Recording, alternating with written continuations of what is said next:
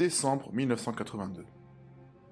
Après un séjour au sport d'hiver particulièrement contre-indiqué pour les cardiaques, étant donné le changement d'altitude sur l'organisme, Louis de Funès rentre dans sa propriété près de Nantes très fatigué. Il se rend néanmoins encore dans quelques événements auxquels il assistera, notamment à la pièce de théâtre de son ami Robert Derry, en Sourdine et Sardine, en allant saluer et titiller dans leur loge ses amis Robert Derry et Colette Brousset, sans savoir que c'était la dernière fois qu'ils se voyaient.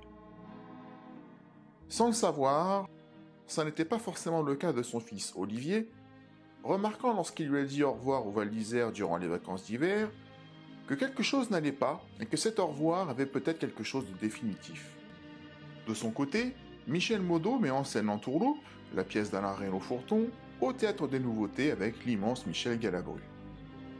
Michel Maudot demande alors à Louis de Funès au téléphone, au repos dans son château de Clermont, d'écrire une lettre en hommage à son ami Michel Galabru, avec qui il a partagé tant de fois l'affiche. De Funès s'exécute un peu à contre-cœur et rédige une lettre qui sera la première page du programme au théâtre lorsque les spectateurs iront s'asseoir. Une lettre, selon Michel Maudot, absolument magnifique. Cependant, le metteur en scène oublie de répondre dans l'immédiat et quelques jours passent. Vexé, Louis de Funès tente d'appeler Michel Maudot et tombe sur son répondeur, persuadé que sa lettre n'était pas à la hauteur et que si c'était le cas, il pourrait avoir le courage de le lui dire. Maudot, fort embarrassé, se dira qu'il appellera Louis de Funès le lendemain pour s'excuser. Ce que Maudot ne sait pas, c'est qu'en parallèle, pour la première fois depuis des années, Louis de Funès ne s'était pas levé ce matin du 27 janvier pour descendre dans son jardin et cueillir une fleur pour sa femme, comme il le fait habituellement. La veille, il avait encore mis le matin sur mon piano le petit camélia qui me mettait chaque jour, depuis très longtemps, il me mettait un petit camélia sur mon piano. Louis de Funès ne se sent pas bien et reste alité. Au cours de la journée, inquiète, sa femme appelle une ambulance et Louis de Funès est emmené à Nantes. Il ne rentrera jamais chez lui, décédé le soir même d'un nouvel infarctus, fatal cette fois-ci. Michel Maudot, sur le point d'appeler son ami, apprend en allant chercher le journal le matin même que Louis de Funès était mort la nuit passée. Remontant dans son appartement, il écoute ce message, le cœur meurtri, et l'efface.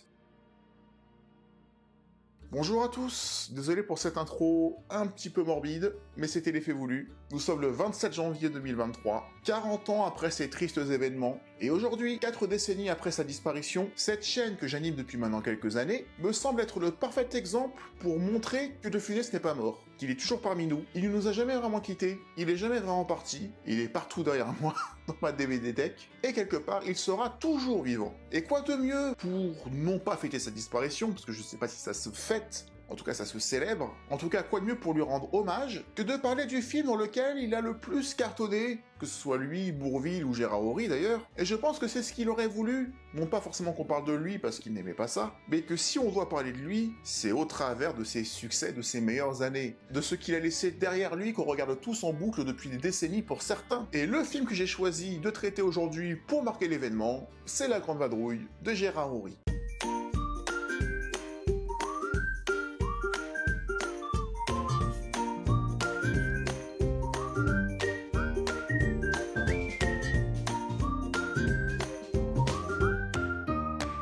La Grande Vadrouille, c'est la dernière collaboration entre Bourvil et Louis de Funès. Ils faisaient semblant de se disputer sur le tournage alors qu'ils s'adoraient, et je sais plus lequel des deux a dit, j'espère que c'est le dernier film qu'on tourne ensemble.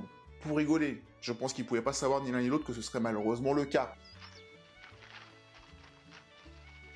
Allez, il m'en manque un. Il m'en manque un. Mais vous croyez? Oui. C'est un film qui est resté 30 ans au sommet du box-office français, 17 millions de spectateurs, même un petit peu plus, et en proportion du nombre de Français sur le territoire à ce moment-là, ça reste toujours le film le plus vu de tous les temps, devant Bienvenue chez les Ch'tis ou Titanic, si on se remet dans le contexte de l'époque.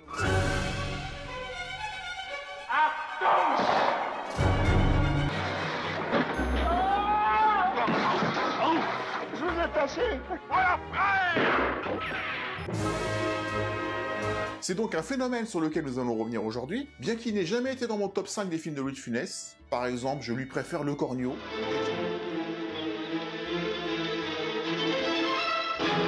Je dirai pourquoi plutôt dans la troisième partie sur la critique. Je dois être un des seuls d'ailleurs, je pense, à le préférer, mais vous me direz en commentaire si c'est votre cas. Ou pas. Nous allons donc revenir sur les origines du projet La Grande Vadrouille, son écriture, son tournage, et comme d'habitude, un bref avis, juste un petit avis très succinct sur le film. Et pour écrire cette vidéo, je me suis inspiré énormément de ce livre-là, La Grande Vadrouille, qui raconte tout le tournage et qui est parfaitement illustré par des magnifiques photos. Un livre que je conseille à tous les amoureux du film. Et sur le livre aussi, Gérard Horry, mon père, l'as des as. Si le programme vous convient, n'oubliez pas de liker la vidéo si elle vous plaît, de mettre un petit commentaire, même si c'est juste pour dire « Le temps que tu montes ta putain de pièce, ici, ça sera un restaurant vietnamien. » ou pourquoi pas une réplique du film, même un smiley c'est suffisant. On est parti pour La Grande Vadrouille de Gérard Horry, partie 1, préparation du film. Oui, qu'est-ce que c'est?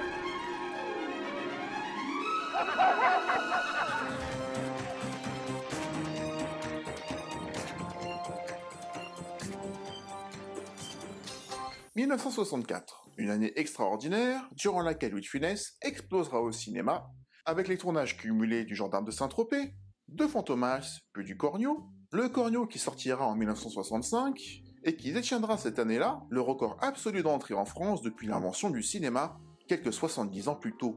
Un succès loin d'être évident, tant Gérard Horry avait eu du mal à obtenir le budget nécessaire pour mettre en scène sa vision, à savoir un film riche, coûteux, en couleurs, ce qui était rare pour l'époque, et seul Robert Dorfman, le producteur, avait parié sur le futur succès du trio Horry, Bourvil, De Funès. Le budget démesuré et largement dépassé ayant été moqué par toute la profession. Fort de ces 12 millions d'entrées, les propositions affluent, et pour Gérard Horry, comme pour Louis de Funès, tous les deux étant nouveau venus en tête du box-office, contrairement à Bourvil qui était déjà au sommet depuis plus de 20 ans. Du côté de l'acteur, il enchaînera avec des suites directes à ses succès, à savoir un deuxième Gendarme, puis un deuxième Fantomas, mais en ce qui concerne le réalisateur, et Robert Dorfman, il n'aura jamais été question de tourner un Cornio 2 ou un retour du Cornio. Sans cependant remettre en cause une seule fois la présence de Louis de Funès et de Bourvil, mais cette fois-ci dans de nouveaux personnages, dans une nouvelle histoire, voire une nouvelle époque, avec pour seul point commun entre les deux films de tourner majoritairement en extérieur, dans des décors naturels grandioses et avec une équipe technique la meilleure du marché. Tout cela coûte donc extrêmement cher, ce qui ne posera aucun problème à Robert Dorfman, conforté par les résultats récents du Cornio.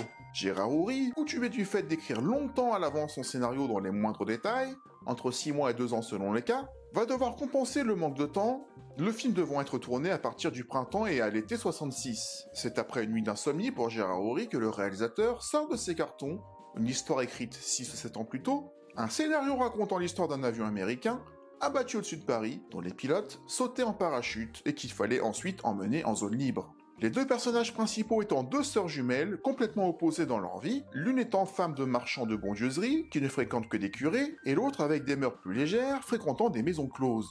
Le décalage du film tenant de cette opposition sur la différence de traitement entre les aviateurs, ceux suivant leur hôte dans leur maison close étant ravis de l'expérience, et ceux qui étaient trimballés de monastère en monastère et en couvent, beaucoup moins. Il n'y avait plus qu'à transformer les deux personnages féminins en hommes, et réadapter l'histoire à Bourvil et Louis de Funès, tous les deux enjoués à l'idée de retourner ensemble aussi rapidement. Seul doute dans l'esprit du réalisateur et scénariste durant 2 semaines, la période particulièrement douloureuse de l'occupation, durant laquelle se passera l'histoire, ce qui n'allait pas de soi en 1966. Comme on ne change pas une équipe qui gagne, après avoir validé la période, Marcel Julien, co-adaptateur du Cornio avec Gérard Horry, reprend du service. Ils seront rejoints par Danielle Thompson, la fille de Gérard Horry, qui avait assisté de loin à l'écriture du Cornio, intronisée scénariste cette fois-ci officiellement à 23 ans. Cette collaboration entre le père et la fille durera d'ailleurs près de 20 ans. Le trio s'installe dans une maison, au Cap d'Aille, dans le sud, en mai 65, et les idées fusent, voire s'empilent. Arrive alors l'idée par exemple du bain turc, et du fameux T-Fortou. Heureux de l'idée et de cette perspective de scène géniale qu'il venait d'imaginer, ils s'autorisent, exceptionnellement, une soirée à Nice, et prennent place dans un restaurant dans lequel le pianiste s'était mis d'entrée à jouer T-Fortou juste après leur arrivée. Un signe qui ne trompe pas, ils étaient définitivement sur la bonne voie.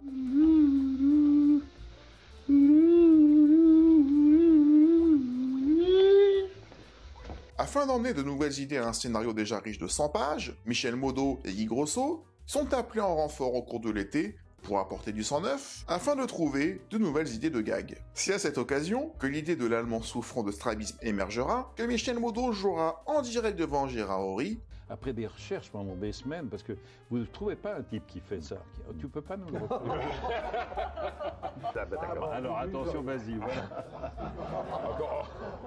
Qui l'embauchera instantanément en tant qu'acteur pour le film. Le nom provisoire pour le long métrage, The Great Vadrouille, un titre qui restera jusqu'au moment du tournage, car mélangeant le français et l'anglais, ce qui était l'enjeu principal de ce film, mélangeant héros français et héros anglais durant la guerre. À la fin du mois de septembre 65, Ory multiplie les rendez-vous afin de constituer son équipe. Gérard Guérin, assistant réalisateur sur Le Cornio, est rappelé et il parcourra toute la région de la Bourgogne durant tout le mois de novembre afin de faire des repérages. Avallon, Chalon-sur-Saône, Vézelay, Beaune ou Noyers-sur-Serein seront des étapes incontournables, les autorisations de tournage étant particulièrement simples à obtenir suite au succès récent du Cornio et avec la perspective d'accueillir prochainement dans leur région Louis de Funès et Bourvil. En décembre, des repérages sont également faits, dans la neige cette fois-ci, aux environs de Chamonix, au pied du Mont Blanc, le scénario original prévoyant une fin sur des luges et sur des skis.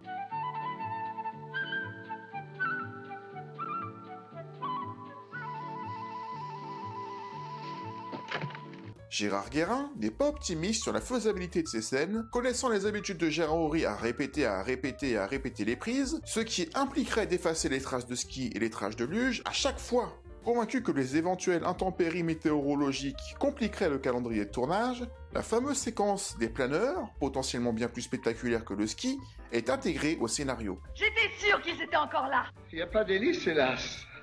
C'est là qu'est l'os. Ce qui contribue à augmenter encore le budget que Dorfman assurera malgré tout. La Grande Vadrouille battra avant même la sortie du film, et avant même son tournage, un premier record, celui du film le plus cher à produire, environ 1,3 milliard de nos anciens francs. Ça a été un film très long, très difficile à faire, puisqu'il y a eu 19 semaines de tournage à 2 équipes, donc un film extrêmement difficile et par conséquent coûteux. Le parc de véhicules terrestres nécessaire à la reconstitution historique de la France sous l'occupation proviendra en grande partie du film Paris brûle-t-il, tourné quelques mois auparavant. En parallèle, Ory et Dorfman peaufinent leur casting, en cherchant à l'international, afin d'être le plus rentable possible au niveau de la sortie du film sur le plan international. Terry Thomas, désiré coûte que coûte par Gérard Ory et étant considéré comme l'un des acteurs anglais les plus connus, mais aussi les plus chers, étant sorti de plusieurs succès internationaux. Mais l'acteur britannique demande un cachet exorbitant. Je te 1000 francs, nom de Dieu, janvier 2000 francs.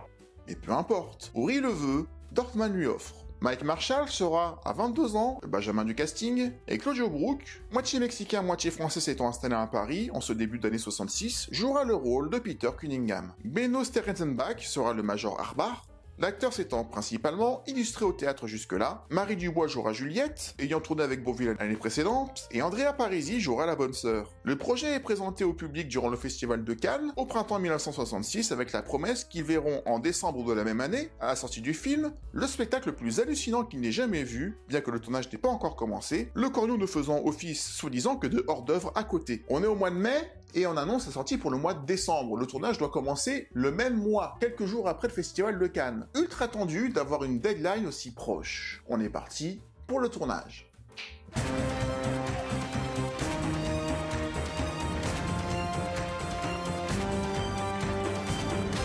Le tournage commence le 16 mai 1966, à 9h, sur les départementales 958 entre Vézelay et Corbigny. Ce sera la fameuse scène de l'échange de chaussures, Louis de Funès et Bourvil tournant leur première scène ensemble sans savoir qu'elle deviendra culte. Les deux acteurs ayant eu assez peu de temps simultanément à l'écran dans le Cornio, c'est une première difficulté à gérer pour Gérard Ory dès le premier jour, Bourvil se montrant d'attaque dès les premières prises, alors que Louis de Funès y allait crescendo. Mais tandis que l'un monte en intensité au fur et à mesure des prises, Bourvil, lui, se détériore dans son jeu.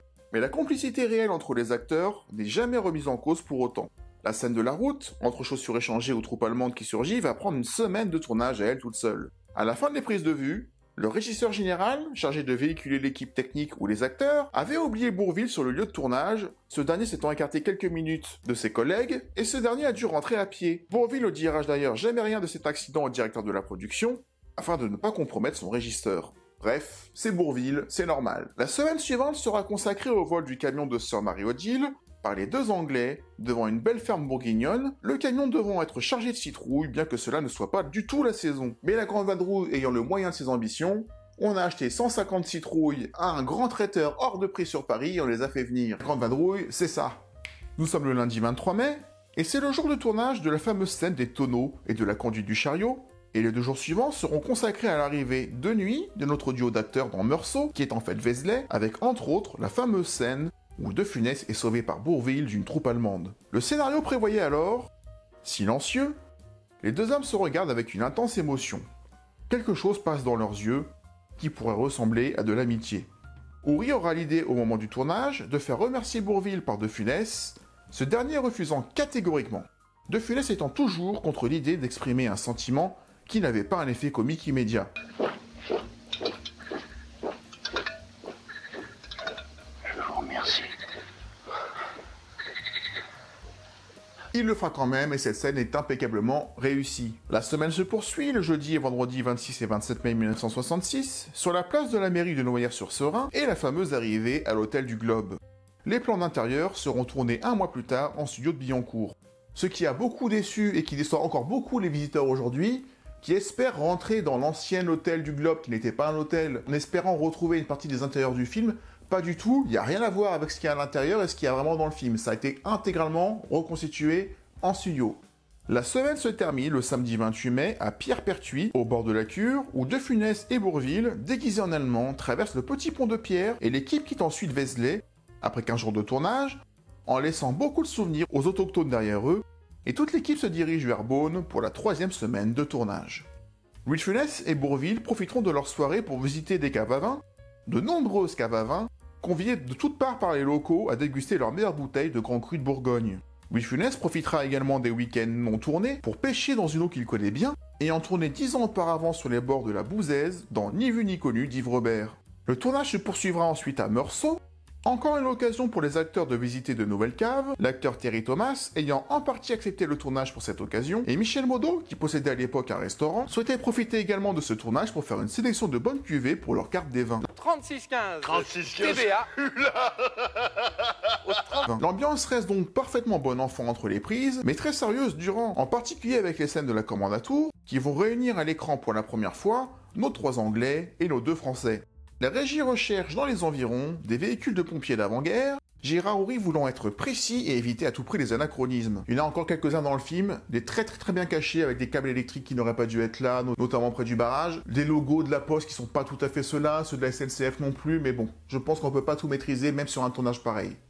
L'incendie est mis au point par l'équipe des effets spéciaux, et de vrais pompiers sont mobilisés, d'où une certaine agitation en ce 7 juin, une porte de la bâtisse ayant réellement brûlé sans que cela ne soit vraiment prévu, les pompiers figurants et déguisés intervenant pour de vrai. L'équipe quitte la Kommandantur, qui redevient l'hôtel de ville de Meursault, laissant à nouveau un excellent moment de vie au village qui célèbre depuis régulièrement les anniversaires du film. La seconde équipe du film, plus axée sur les effets spéciaux, travaille quant à elle depuis déjà 1 mois, près du barrage de Grandval, dans le Cantal, pour les scènes de poursuite, dont se chargent Gilles Delamarre et Rémi Julienne, pour les scènes de poursuite en moto, les 2 s'étant rencontrés sur le tournage du premier Fantomas quelques années avant. Ce mois de tournage étant intégralement consacré à cette séquence de course-poursuite, à coups de citrouille, sur la route sinueuse du château d'Alleuse. Gilles Delamarre profitera du week-end hors tournage afin de remonter en région parisienne, faire quelques plans raccords sur un autre tournage, doublant Jean Marais dans le film Le Saint prend l'affût. Malheureusement, durant une cascade durant laquelle une voiture décapotable devait faire un demi-tour en pleine vitesse, la voiture, apparemment défectueuse et insuffisamment préparée, part dans une série de tonneaux à la 7e prise, tuant Gilles Delamarre sur le coup. Cette nouvelle, particulièrement dramatique, arrive aux oreilles de l'équipe de la Grande Vadrouille le mardi 31 mai, en fin d'après-midi à 18 h. Mais le tournage doit pourtant reprendre, avec entre autres la scène spectaculaire du sidecar qui se sépare en 2 après avoir percuté un poteau.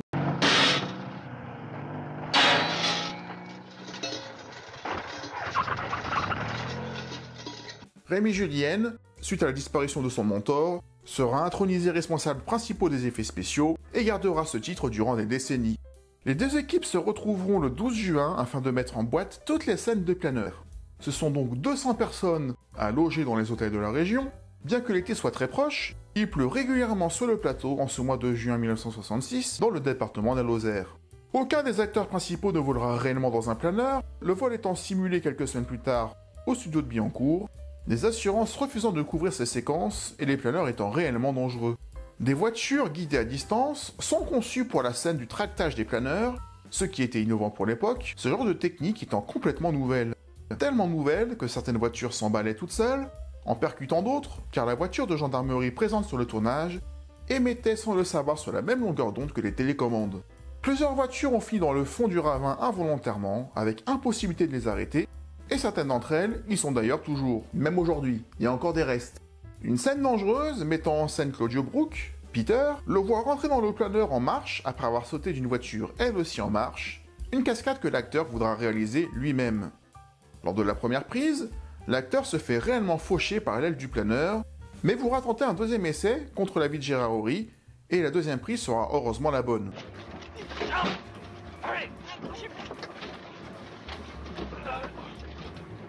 Celle que l'on voit dans le film. Ces scènes particulièrement éprouvantes et longues à tourner, compte tenu des intempéries, s'achèvent le 22 juin.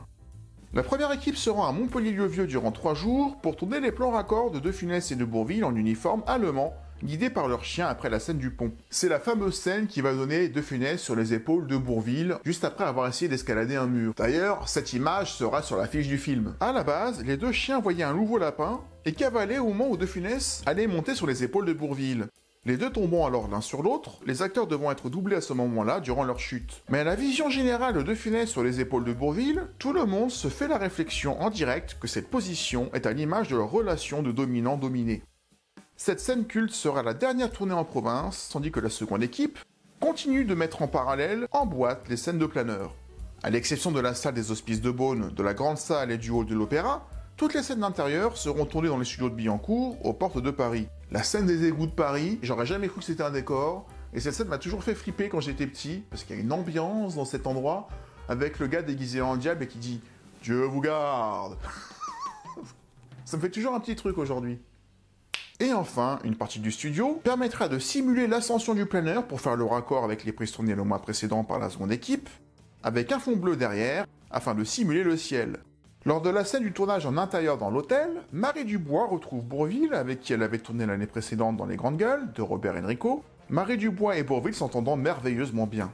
Elle était en revanche bien plus morte de trouille à l'idée de rencontrer Louis de Funès, un acteur qui l'intimidait beaucoup. C'est la première fois que je rencontrais Funès, alors j'avais un peu le trac devant lui. C'est Bourvil, remarquant la gêne, qui la rassura en lui disant « Et Bourvil est venu me voir et il m'a dit « Mais vous savez Marie, il est très gentil, Louis. » Bref, c'est Bourvil. La nuit où ils doivent passer la nuit dans la même chambre donne des idées à Louis de Funès, qui trouve qu'un seul grand lit serait plus drôle que 2 lits jumeaux, tel que c'était prévu au départ.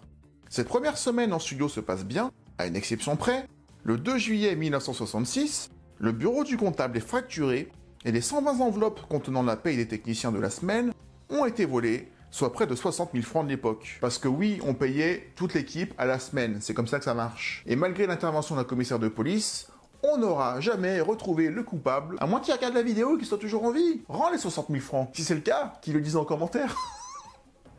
La 10e semaine de tournage sera consacrée aux intérieurs de la Kommandantur de Meursault et s'achèvera le 23 juillet par l'interrogatoire des 2 Français par le général Arpar. 2 chaises électriques tremblantes sont d'ailleurs mises au point pour simuler les vibrations de Bourvil et de Funès, tremblant de peur devant le général. Assez tremblé! Depuis 3 semaines, Louis de Funès s'entraîne en parallèle à la direction d'orchestre. En réalité, Louis de Funès s'entraîne depuis bien plus longtemps que ça face à son miroir afin d'être parfait le jour J. Louis de Funès est dans sa loge et va dans quelques minutes se présenter au pupitre de l'Opéra Garnier, où il dirigera 100 musiciens. Il souhaite en être digne, bien qu'il sera, selon Gérard Horry, ce jour-là, blanc comme un linge devant l'orchestre. On est allé à 11h du matin à l'Opéra. Il y avait tout de même 120 musiciens, tous premier prix du conservatoire. Et notre Louis était blanc comme un linge, il n'était pas blanc comme sa perruque. Au passage, obtenir les autorisations pour tourner dans l'opéra et sur le toit de l'opéra, c'était très difficile à obtenir. Seule la Grande Vadrouille l'a fait. Une fois le track passé, dès le début des prises de vue, De Funès est pleinement dans son rôle, dans un état de transe, en oubliant tout, et les minutes sont magiques. Il y a quelque chose de tellement beau qui est sorti de cet homme, de tellement inspiré. Tout l'orchestre a applaudi sur les instruments.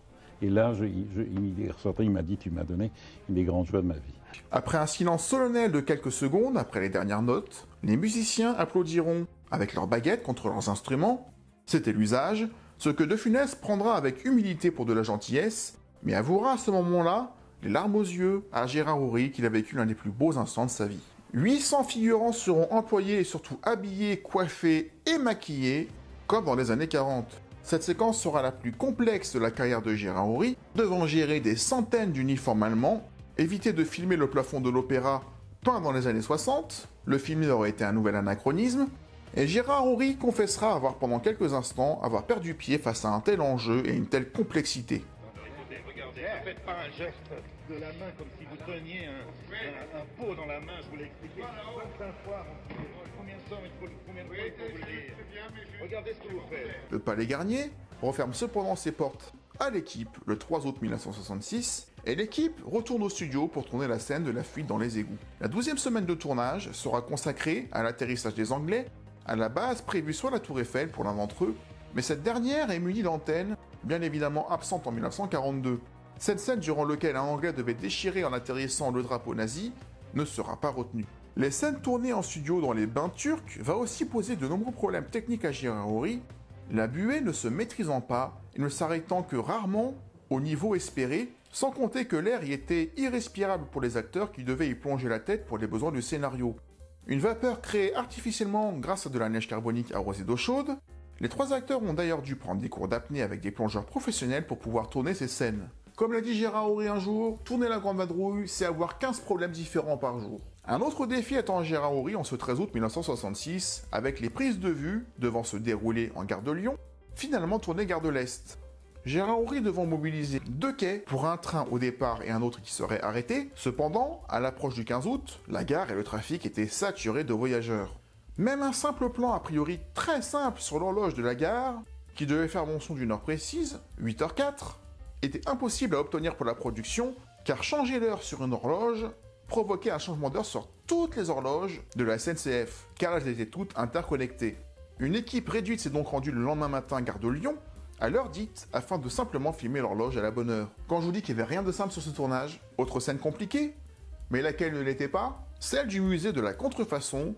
Afin d'obtenir l'effet de l'explosion de la peinture, il faudra créer un fond éjectable qui propulse la peinture du seau vers le haut. En réalité du lait concentré, et si la prise n'était pas bonne, il fallait envoyer 15 costumes au nettoyage pendant que les figurants en enfilaient 15 autres pour la prise suivante. Au passage, dans la scène des Guignols, il y a une petite fille blonde qui regarde Bourvil, ce qui inquiète beaucoup Bourvil. Et bah cette petite fille, peut-être 1 ou 2 décennies après, va rencontrer Gérard Houry dans une soirée et va lui dire « Vous me reconnaissez ?» Gérard Houry va dire « Non, je me souviendrai, je suis la petite fille de Guignol. » Ça c'est sympa, ça doit faire quelque chose. On arrive à la fin du mois d'août, et Terry Thomas tournera sa scène dans le zoo de Vincennes, il restera des heures dans l'eau, n'aimant pas du tout cet élément, et il n'ira pas au bout de la 10e prise voulue par Gérard Houry, et s'en ira même en colère du tournage. La bonne prise aura lieu le lendemain, dès le premier essai cette fois-ci. Elle est froide ce matin, n'est-il pas? Il reste une scène importante à tourner, celle de l'explosion du balcon à l'opéra, qui évidemment ne pouvait pas être tourné dans l'opéra, on ne peut pas faire exploser l'opéra de Paris, et qui est reconstitué au studio de Billancourt. Et il était temps parce que Gérard Houry n'en peut plus. 25 mètres de décor seront nécessaires pour reconstituer l'opéra de Paris sur 2 niveaux, une seule prise possible bien évidemment, comme la 2 chevaux du Corrio 2 ans plus tôt, et pas le droit à l'erreur, 4 caméras seront mises en place simultanément pour filmer l'explosion. Tout se passe bien et Gérard Houry est soulagé. Il ne reste plus que quelques raccords à tourner, nous sommes le 31 août, et au bout de 15 semaines de tournage, Louis de Funès a terminé enfin ses prises de vue, et va déjà se préparer au tournage du 3e Fantomas, puis d'Oscar l'année suivante, tandis que Bourvil va partir en vacances. Oui. Qu'est-ce que tu tournes? Je tourne un Fantomas. Ah bon?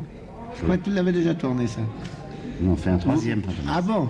C'est pas un film que tu refais parce qu'il était pas bon, non? Ah bon? Gérard Houry continuera à filmer avec les Anglais durant 15 jours, pour la scène de début de film, où ils s'éjectent de leur avion, et quelques autres raccords. La période de post-production arrive, et c'est 700 morceaux de film qu'il faut recoller entre eux, afin de les monter harmonieusement. Et il reste moins de 3 mois, car la sortie du film a été annoncée pour décembre de la même année. En réalité, le montage du film a commencé dès la 2e semaine à partir des rushs, en parallèle du tournage, parce que sinon c'était impossible de monter, le mixer le film et de voir la musique entre octobre et décembre. Impossible. Heureusement, ils n'ont pas perdu de temps. Sorti le 8 décembre 1966 en avant-première au Gaumont des Champs-Élysées, l'engouement est tel qu'il faut ouvrir plusieurs salles, ce qui n'était pas prévu, pour pouvoir faire rentrer les 2000 personnes qui se sont déplacées, bien qu'il n'y avait que 500 premiers invités au départ. La suite, vous la connaissez, 17,2 millions de spectateurs, des records à la diffusion de la télé, bien que la première diffusion datait bien des années après. Un record qui pulvérise celui du Cornio, un record que ni De Funès, ni Bourvil, ni Horry n'arrivera à reproduire dans sa carrière, en tout cas du point de vue du résultat, y compris pour le cerveau, fait dans la foulée, mais ce n'est pas le sujet du jour, nous parlerons du cerveau cette année. On se quitte sur un rapide avis du film, parce que je ne suis pas là pour décortiquer un film de A à Z, il y en a qui me le reprochent aussi, je ne suis pas analyste de film. Ceux qui veulent décortiquer un film de l'éclairage au montage, à la réalisation, à la lumière, au son, je vous invite à aller voir mon ami Durandal. Il en a bien besoin en ce moment.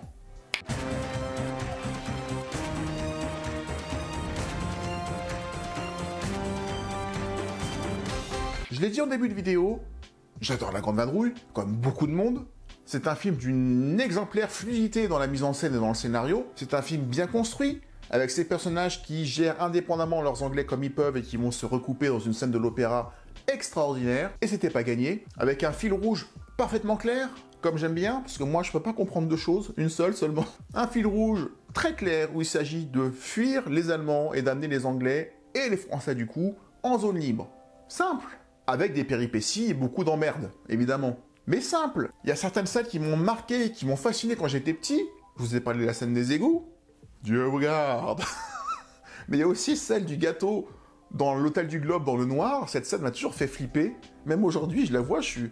Ah, ça fait bizarre. Et d'ailleurs, les deux aussi, ils sont pas fiers, ils ont peur. Il y a de quoi. La tête de Macintosh quand il sort de la loge, de la salle de bain de De Funès et qu'il agresse avec son couteau en disant « Don't move ».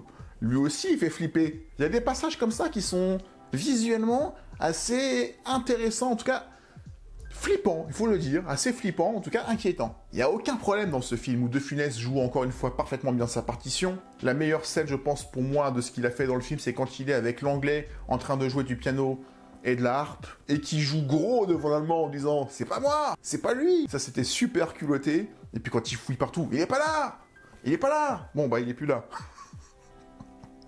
Faut encore une fois réfléchir à ce qu'il est en train de nous faire passer, quoi. C'est énorme. Le seul truc que j'aime pas trop, parce que De Funès parfois va un peu trop loin, c'est quand il pique sa perruque et ça lui fait mal. Comme quoi, finalement, c'est pas si mal parce que ça me fait rire. Mais je sens que ça c'est de l'impro, et c'est un petit peu trop fou pour moi quand il tape avec sa brosse et qu'il a mal, quoi. Mais mis à part ça, c'est d'une justesse hallucinante. Encore une fois. Et Bourvil aussi. La scène où il se cache dans l'appartement de Marie Dubois en simulant une crise de couple. Une scène que tu pourrais plus faire aujourd'hui. Attends un peu qu'il soit parti. Je vais te cogner. Mais c'est tellement improbable que Bourvil soit comme ça que ça passe très très bien à l'époque. Il ne s'agit pas de montrer une femme potentiellement battue. Il s'agit de montrer le décalage entre ce qu'est Bourvil et ce qu'il essaie de montrer devant les Allemands. Je vais te cogner. C'est un grand film, La Grande Vadrouille. Un grand projet, une grande ambition, une grande réalisation, une grande interprétation. Tout est parfait en fait. Pourtant, si je prends les 4 films que Gérard Horry a fait avec De Funès, je trouve que c'est celui qui est le moins fou. Le Cornio, le scénario est dingue. Ces 3 mecs dans une Jaguar qui suivent Bourvil dans sa Cadillac, sans que lui ne s'en doute, et eux-mêmes sont suivis par une voiture avec des bandits. T'as une tension comique toujours énorme dans ce film, et j'adore le concept de se suivre sans qu'ils se voient. Surtout que c'est un film de voyage en Italie, c'est magnifique. La Folie des Grandeurs, c'est un film en costume qui est magnifique, avec une vengeance de Funès qui reste dans l'histoire, avec une Alice Saprit qui fait un striptease. C'est un film beaucoup plus fou, j'adore ça. Et Rabbi Jacob, c'est un film qui, politiquement, a un message de réconcilier 3 religions en un seul film, dans un contexte très compliqué. Et au milieu de ça, ce qui était fou avec La Grande Vadrouille, c'était de faire un film comique moins de 20 ans après la Libération. Mais une fois que tu regardes ce film de nos jours, que tu enlèves ce contexte-là, qui est la partie un peu folle du film, bah le film il est un peu plus soft, il est un petit peu plus lisse, il prend moins de risques, il prend des risques en termes de moyens, mais en termes d'histoire, je suis moins pris dedans que dans les 3 autres. Ce qui veut pas dire que je l'aime pas. Je l'aime juste un chouïa moins, bien qu'il reste dans mon top 10 des films de Louis de Funès, mais il n'a jamais été dans ma vie numéro 1. Vous me direz en commentaire quelle place ce film occupe pour vous, à la fois dans les comédies françaises, mais dans les films de Funès en général, ou de Bourvil pour ceux qui adorent Bourvil, il y en a parmi vous. Ce sera tout pour cette vidéo, qui a été l'occasion pour moi de rendre encore une fois un hommage à mon acteur préféré, Louis de Funès, parti à 68 ans, bien trop tôt, même si je pense que vu son état de physique qu'il avait, ne serait-ce que dans Le Dernier Gendarme, ou dans sa dernière apparition télé, sur le plateau de Drucker pour présenter Le Gendarme et les Gendarmettes, où il faisait vraiment peine à voir, où il était vraiment très diminué, il n'aurait pas été centenaire, Louis de Funès. Mais quand même 68 ans. Je déteste cet hiver 82-83. Bien que j'étais pas né. Mais j'aime pas cette année-là. À cause de ça. Mais après tout, est-il vraiment parti? Est-ce qu'il n'est pas plutôt parmi nous? Non seulement ici, mais dans nos esprits, partout. Partout où il a été, à Saint-Tropez, au château près de Nantes, au musée de Saint-Raphaël. Sur tous les lieux de tournage que beaucoup s'amusent à retrouver. Il y en a qui passent leur vie à essayer de repérer des morceaux de route dans lesquels il a tourné. Et je trouve ça hallucinant et génial. C'est son œuvre qui fait qu'il est toujours en vie et parmi nous. Et j'ai pas envie d'être triste de ses 40 ans, j'ai encore envie de faire la fête parce que ça fait 40 ans qu'il est parti, ça fait même 70 ans qu'on a commencé à regarder ses films, peut-être même un peu plus pour les tout premiers, et il n'a jamais été aussi vivant. En tout cas, j'essaye de transmettre ça à mon petit niveau sur ma chaîne, j'espère qu'elle contribuera à encore une fois transmettre son travail et son héritage aux nouvelles générations à venir. En tout cas, je pense qu'il n'y a pas besoin de moi pour qu'il le fasse parce que ça se fait de famille en famille, de génération en génération, mais j'espère apporter ma petite pierre à l'édifice. En tout cas, merci d'avoir regardé cette vidéo jusqu'au bout, j'espère qu'elle vous aura plu. N'oubliez pas encore une fois de mettre un like, un commentaire pour dire ce que vous avez pensé du film. Si vous avez envie de donner quelque chose, si vous vous sentez généreux aujourd'hui, il y a une cagnotte Tipeee, vous trouverez le lien dans la description, qui vous permet de faire des petits dons, il n'y a rien d'obligatoire, c'est si vous avez envie. On se retrouve la semaine prochaine pour une nouvelle vidéo, et comme je le dis à chaque fois, d'ici là, prenez soin de vous. Ciao. La la la la la la la la la la la la la la la la la la.